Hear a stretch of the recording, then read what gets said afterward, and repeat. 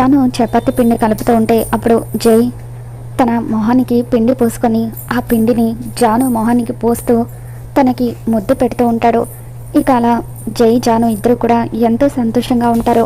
ఇక అప్పుడే లక్ష్మి తులసి గురించి జైకి చెప్పి జై హెల్ప్ అడగడం కోసం అని చెప్పి జానుకి ఫోన్ చేస్తూ ఉంటుంది.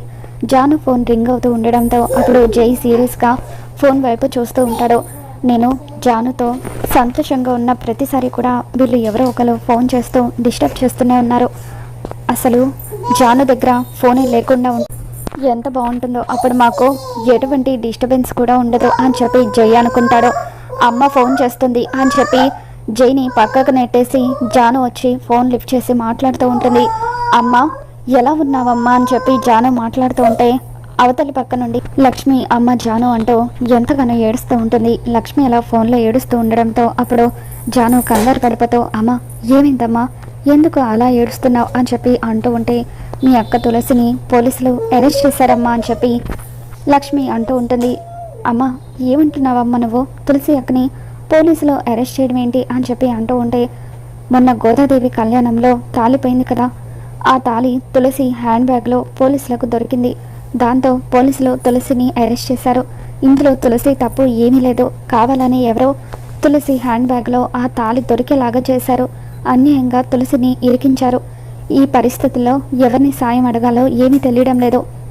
అల్లుడు గారిని సాయం అడుగుదామని నీకు ఫోన్ చేస్తున్నాను అని చెప్పి లక్ష్మి ఏడుస్తూ ఉంటే అమ్మ ఏడవకమ్మ, ఖచ్చితంగా ఆయన హెల్ప్ చేస్తారు. ఇదిగో ఇప్పుడు ఆయన నా పక్కనే ఉన్నారు, ఫోన్ ఇస్తున్నాను అని చెప్పి జాను జైకి ఫోన్ ఇస్తుంది. ఏమండి మా అక్క తులసిని అరెస్ట్ చేశారట అని చెప్పి జాను అంటూ ఉంటే అప్పుడు లక్ష్మి జైతో మాట్లాడుతూ అల్లుడు గారు తులసిని పోలీసులు అన్యాయంగా అరెస్ట్ చేశారు, తను ఎలాగైనా సరే ఇంటికి వచ్చేలాగా మీరే సాయం చేయాలి ప్లీజ్ అల్లుడు గారు, ఇప్పుడు ఈ పరిస్థితుల్లో మీరు తప్ప మాకు ఎవరు కూడా సాయం చేయలేరు అని చెప్పి లక్ష్మి ఎంతగానో ఏడుస్తూ ఉంటుంది.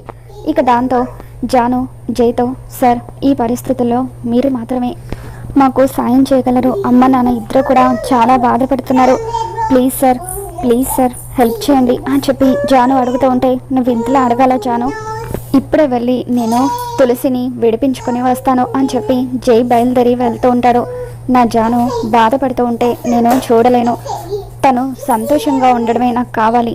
తులసి రిలీజ్ అయితే జాను సంతోషంగా ఉంటుంది కాబట్టి తన కోసం నేను ఏమైనా చేస్తాను. అసలు ఇదంతా జరగడానికి కారణం ఆ సిద్ధుగాడు, వాడి వల్లే తులసిని పోలీసులు అరెస్ట్ చేశారు, తులసిని అరెస్ట్ చేయడం వల్లే జాను బాధపడుతుంది అని చెప్పి జై సిద్ధుని వెతుక్కుంటూ బయలుదేరి వస్తూ ఉంటాడు. మరోపక్క సిద్ధుని కనిష్క వాళ్ళ అమ్మ నాన్న ఇద్దరు కూడా ఇంటికి పిలుస్తారు.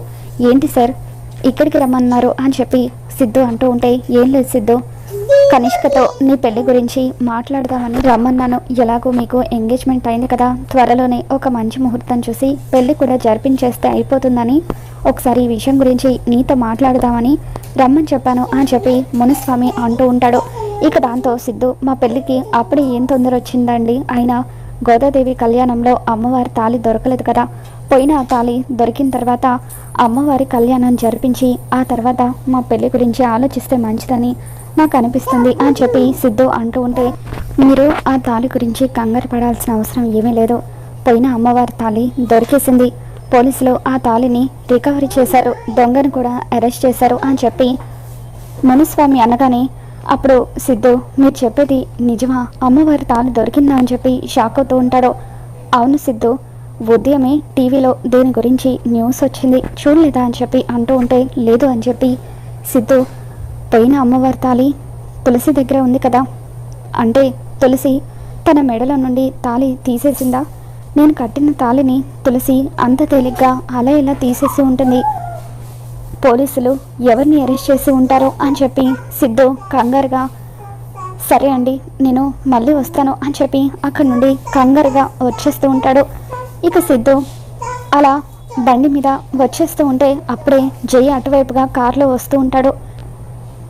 సిద్ధుని చూసిన జై కావాలనే కార్ని సిద్ధు బైక్కి అడ్డంగా పెడతాడు. ఇక దాంతో సిద్ధు అసలే కోపంగా ఉండడంతో రే ఎవడరా నువ్వు నా బైక్కి కారు అడ్డంగా పెట్టావని చెప్పి సిద్ధు ఆవేశంగా కిందకు దిగడంతో అప్పుడే జై కూడా కారులో నుండి కిందకు దిగుతాడు. ఇక జైని చూడగానే సిద్ధు నువ్వా, అయినా ఏంటి బ్రో ప్రతిసారి నువ్వు నాకే అడ్డుగా వస్తావు అని చెప్పి సిద్ధు మండిపడుతూ ఉంటాడు. ఇక దాంతో జై, నేను నీతో ఒక ఇంపార్టెంట్ విషయం మాట్లాడాలి, నీకోసమే వెతుకుతున్నాను. ఇప్పుడు నువ్వే నాకు ఎదురుపడ్డావు, అయినా నువ్వు చేసే పనుల వల్ల ఎదుటి వాళ్ళు ఎంతలా ఇబ్బంది పడుతున్నారో కూడా అర్థం చేసుకోవా అని చెప్పి జై అంటూ ఉంటే, ఏం మాట్లాడుతున్నావు నువ్వు? ఏదైనా చెప్పాలనుకుంటే నువ్వు నాకు స్ట్రైట్గా చెప్పు, అసలే నేను ఫ్రస్ట్రేషన్లో ఉన్నాను అని చెప్పి సిద్ధు అంటూ ఉంటాడు. దాంతో జై, నువ్వు అమ్మవారి గుడిలో కొట్టేసిన తాళి గురించి మాట్లాడుతున్నాను. నువ్వు ఆ తాళిని కొట్టడం వల్లే కదా ఈరోజు అన్యాయంగా పోలీసులు తులసి గారిని అరెస్ట్ చేశారు. మర్యాదగా వచ్చి పోలీస్ స్టేషన్లో ఆ తాళి నువ్వే కొట్టేశావని లొంగిపో, అప్పుడు తులసి గారిని పోలీసులు విడుదల చేస్తారు అని చెప్పి జై అంటూ ఉంటాడు. ఇక దాంతో సిద్ధు, ఏంటి తులసిని పోలీసులు అరెస్ట్ చేశారా అని చెప్పి షాక్ అవుతూ ఉంటే, అవును, నువ్వు చేసిన పని వల్ల పాపం తులసి గారు ఇబ్బంది పడుతున్నారు, మర్యాదగా రారా అని చెప్పి జై సిద్ధు కాలర్ పట్టుకొని తీసుకెళ్తూ ఉంటే, చూడు, నువ్వు నన్ను తీసుకువెళ్లాల్సిన అవసరం లేదు, తులసి నా బాధ్యత, తనని నేనే విడిపించుకుంటాను, నాకు ఎవరి సాయం అక్కర్లేదు అని చెప్పి సిద్ధు జై చేతుల్ని నెట్టి పడేసి బైక్ మీద పోలీస్ స్టేషన్కి వెళ్తూ ఉంటాడు. ఆ పోలీసులకు ఎంత ధైర్యం ఉంటే నా తులసిని అరెస్ట్ చేస్తారు, ఈరోజు వాళ్ళ అంతు తేలుస్తాను, పొరపాటున తులసి మీద ఒక్క దెబ్బ పడినా సరే వాళ్ళ అంతు చూస్తాను అని చెప్పి సిద్ధు బైక్ మీద పోలీస్ స్టేషన్కి వస్తూ ఉంటాడు. మరోపక్క సెల్లో ఉన్న తులసి ఎంతగానో ఏడుస్తూ ఉంటుంది. ఇక అప్పుడు లేడీ కానిస్టేబుల్స్ అందరూ కూడా తులసి దగ్గరికి వచ్చి తులసిని లాఠీతో కొడుతూ ఉంటారు.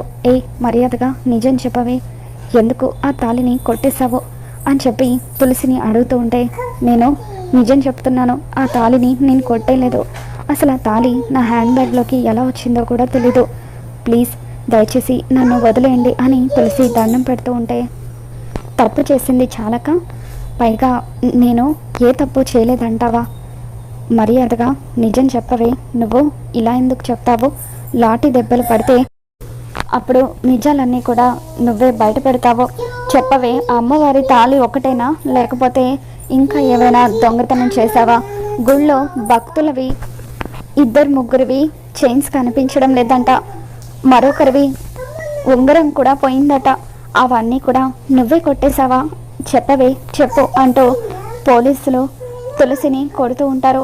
ఇక దాంతో తులసి, ప్లీజ్ నన్ను కొట్టకండి, నాకు ఏ పాపం తెలీదు, ప్లీజ్ మీకు దండం పెడతాను, నన్ను వదిలేయండి అని చెప్పి తులసి ఎంతగానో బతిమలాడుతూ ఉంటే, ఇకప్పుడు అక్కడున్న ఎస్ఐ తులసిని ఎంత కొడుతున్నా ఆపకుండా అలాగే చూస్తూ ఆనందపడిపోతూ ఉంటాడు. ఆ తర్వాత కొద్దిసేపటికి ఆ లేడీ కానిస్టేబుల్స్ దగ్గరికి వచ్చి, ఇక చాలు ఆపండి అని చెప్పి, చూడు తులసి, నీకొక మంచి ఆఫర్ ఇస్తున్నాను, వీళ్ళు నిన్ను కొట్టకుండా ఉండాలంటే ఉదయం నేను చెప్పినట్టుగా నువ్వు ఈరోజు నాతో స్పెండ్ చేయాలి, అలా స్పెండ్ చేస్తేనే నీకు శిక్ష తగ్గించడంతో పాటు నువ్వు ఇక్కడ ఉన్నంతసేపు నీకు ఏ లోటు లేకుండా మహారాణిలాగా చూసుకుంటాను, నీకు బిర్యానీతో పాటు ఇక్కడ అన్ని ఫెసిలిటీస్ కూడా తెప్పిస్తాను అని చెప్పి ఆ ఇన్స్పెక్టర్ అంటూ ఉంటాడు. ఇక దాంతో తులసి, రై, అసలు నా గురించి నువ్వేమనుకుంటున్నావురా, ఇంకొక్కసారి నా గురించి తప్పుగా మాట్లాడావంటే చంపేస్తాను అని చెప్పి తులసి ఆ ఇన్స్పెక్టర్ మీద మండిపడుతూ ఉంటుంది. ఇక దాంతో దీని దగ్గర చాలా ఎక్స్ట్రాలు ఉన్నాయి, మీరందరూ టీ తాగడానికి బయటకు వెళ్ళండి, గంట వరకు స్టేషన్కి రాకండి, దీని సంగతి నేను చూసుకుంటాను అని చెప్పి ఇన్స్పెక్టర్ అంటూ ఉంటాడు. ఇక ఆ తర్వాత స్టేషన్లో ఉన్న పోలీసులు అందరూ కూడా బయటకు వెళ్ళిపోతారు. ఇకప్పుడు ఆ ఇన్స్పెక్టర్ తన షర్ట్ తీస్తూ తులసి దగ్గరకు వచ్చి, ఏంటి బేబీ, ఇందాక ఏమన్నావు, నీ గురించి పూర్తిగా తెలుసుకుని మాట్లాడాలా, సరే నేను ఇప్పుడే నీ గురించి పూర్తిగా తెలుసుకుంటాను అని చెప్పి తులసి దగ్గరికి వస్తూ ఉంటే, దగ్గరికి రావద్దు అని చెప్పి ఇన్స్పెక్టర్ని తులసి బెదిరిస్తూ ఉంటుంది. ఇక దాంతో ఇన్స్పెక్టర్ తులసికి దగ్గరగా వచ్చి ముద్దు పెట్టబోతూ ఉంటే, అప్పుడు తులసి ఒక్కసారిగా ఆ ఇన్స్పెక్టర్ చెంప పగలు కొడుతుంది.